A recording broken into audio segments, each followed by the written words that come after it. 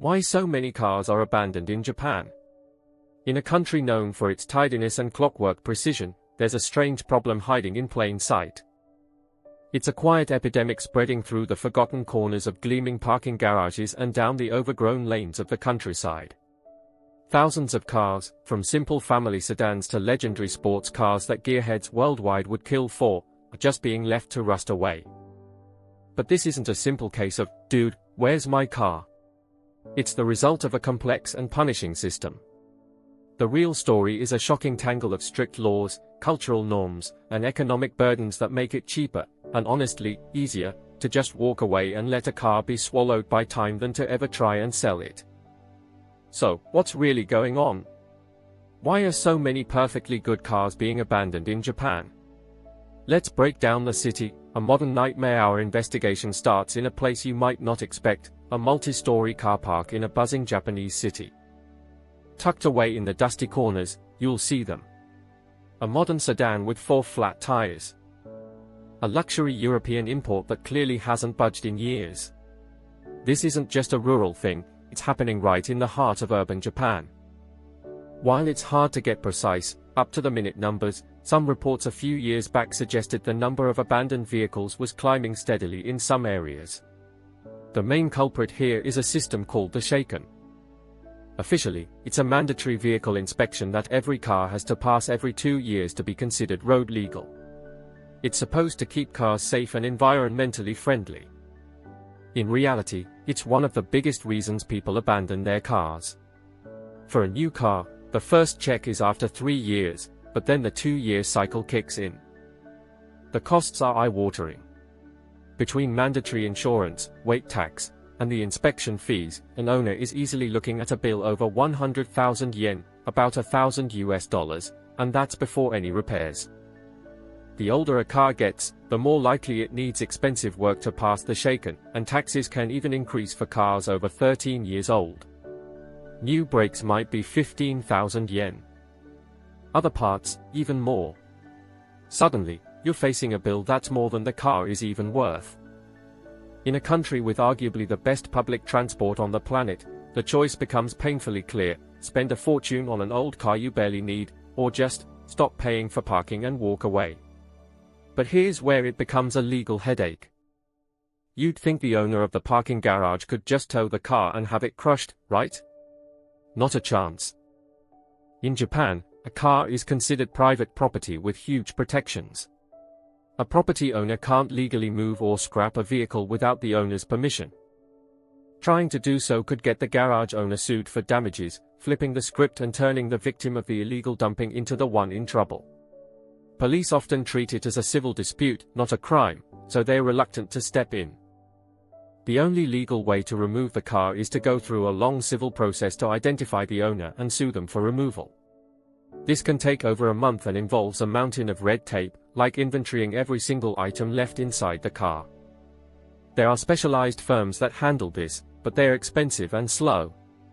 For many property owners, it's just easier to let the car sit and become a permanent, dusty fixture.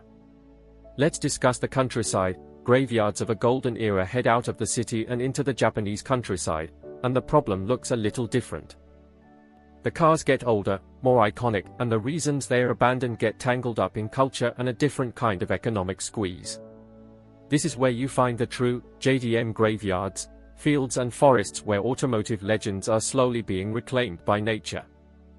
Skylines, Supras, Silvias, cars that enthusiasts cherish, sit in silence as vines creep into their engine bays and rust chews through their famous body lines. A big factor here is the cost and hassle of disposal. In 2005, the government introduced the automobile recycling law to crack down on illegal dumping. Under this law, car owners pay a recycling fee when they first buy the car. This is meant to cover the cost of shredding it, handling hazardous materials like Freon, and dealing with airbags. While that helped, the process of actually deregistering and scrapping a car is still a bureaucratic headache. For an older car with almost no resale value, the effort can feel pointless. This is getting worse with Japan's demographic shift. With a shrinking and aging population, entire villages are emptying out. An elderly owner might pass away with no heirs, or their kids have moved to the city and have no desire to deal with an old junker left behind. So the car just sits, becoming another part of the forgotten landscape. There's a cultural angle, too. In the West, selling a used car is no big deal. In Japan, some people feel a stronger personal responsibility for their car. To them, selling it to a stranger feels like passing on a burden, especially if it has problems.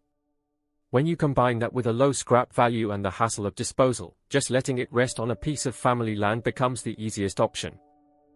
It's a quiet death sentence for the car, a victim of a system that makes a dignified end incredibly difficult. The unthinkable, a land frozen in time, but there's one reason for abandonment that goes beyond money or rules. It's a reason born from pure, gut-wrenching tragedy, the Fukushima exclusion zone. In 2011, after the massive earthquake and tsunami, the Fukushima Daiichi nuclear power plant disaster forced over 150,000 people to evacuate. They left with only what they could carry, thinking they might be back in a few days. They never returned. So, they left everything, their homes, their belongings, and their cars. What urban explorers have found since is a haunting automotive time capsule. Dealerships sit untouched, their lots full of cars from another era. Legendary JDM cars, Nissan Skylines, S15 Silvias, Mitsubishi Evos, Honda S2000s, sit in driveways and fields. These weren't neglected heaps, they were cherished possessions, abandoned in an instant.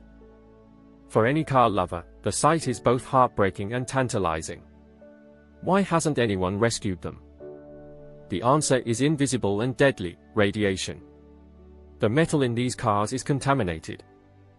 Japanese law is extremely strict. To be legally exported, a car generally has to show a radiation reading below 0.3 microsieverts. Many cars in the exclusion zone are far above this limit, making them worthless and dangerous. They can't be sold, they can't be exported, and they can't even be safely scrapped. They are radioactive tombs, silent monuments to a national tragedy, a reminder of the day the world just stopped for thousands of people, and for their cars. The story of Japan's abandoned cars is a story of a country of contrasts. It's a society that prizes order but is paralyzed by laws that prevent it. It's a culture of incredible engineering that has made it painfully expensive to maintain the very machines it's famous for. The reasons create a perfect storm. First, the crushing cost of the shaken inspection system, which turns owning an older car into a luxury many can't afford. Second, the legal paralysis that makes getting rid of an abandoned car a bureaucratic nightmare, locking them in place for years. And finally, the unimaginable tragedy of an event like Fukushima, which can freeze a car in time forever. These cars are more than just rusting metal. They are monuments to a broken system, to lost stories, and to a side of Japan that most people never see.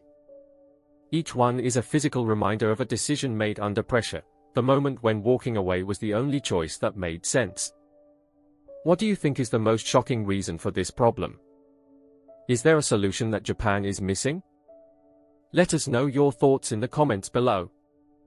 And if you found this investigation interesting, be sure to subscribe and hit the notification bell for more deep dives into the unique stories hidden around the world.